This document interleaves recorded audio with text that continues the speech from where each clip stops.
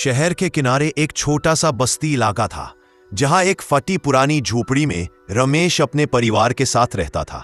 उसकी पत्नी गीता और दो छोटे बच्चे अंजलि और रोहन इसी झोपड़ी में अपना जीवन गुजार रहे थे।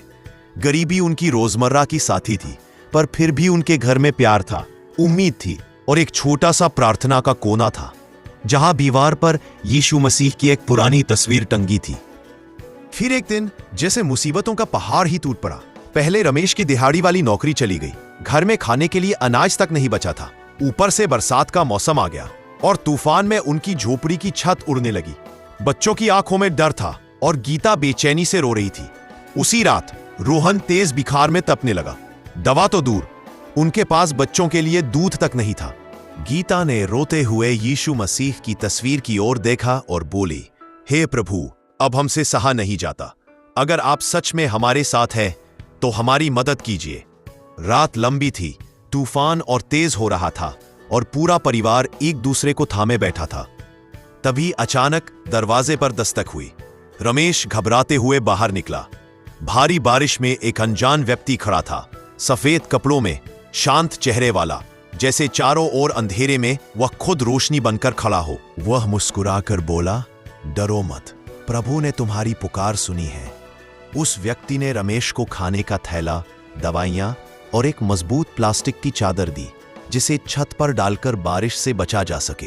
वह अंदर आया, बच्चों पर हाथ रखा और धीरे से प्रार्थना की, प्रभु यीशु, इस परिवार पर अपनी कृपा बनाए रखना, इन्हें शक्ति देना और सुरक्षा देना। अचानक घर के भीतर एक अनोखी शांति फैल गई। रोहन का बुखार धीरे धीरे कम होने लगा। गीता की आंखों में जो डर था वह किसी अजीब, सुकून भरे भरोसे में बदल गया। रमेश कुछ बोल नहीं पा रहा था। उसने उस अनजान व्यक्ति के पैर छूने को हाथ बढ़ाया, पर तभी बिजली चमकी और पल भर में वह व्यक्ति गायब हो चुका था। सुबह जब तूफान थमा, बस्ती के लोगों ने बताया कि रात को उस तरफ कोई नहीं देखा गया था। कोई भी ऐसा व्यक्ति वहां नहीं आया था। रमेश और गीता समझ गए यह कोई साधारण आदमी नहीं था। यह स्वयं यीशु मसीह की कृपा थी जो उनके घर रोशनी बनकर उतरी थी। उस दिन से रमेश के जीवन में धीरे धीरे परिवर्तन आने लगा।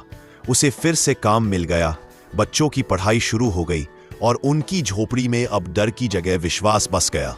वह अक्सर कहता, हमारे घर पर मुसीबतों का पहाड़ टूटा था, लेकिन प्रभु यीशु मसीह ने हमें थाम लिया।